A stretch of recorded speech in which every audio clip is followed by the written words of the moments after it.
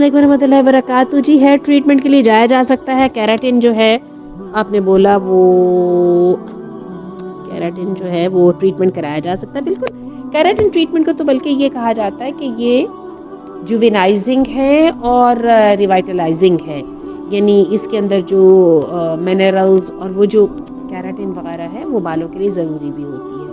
तो ठीक है, इन चीज़ों में कोई हर्ज नहीं है। वल्लाहु आलम व आलम बिस्सवाब। और ये ट्रीटमेंट कराने में कोई हर्ज नहीं है।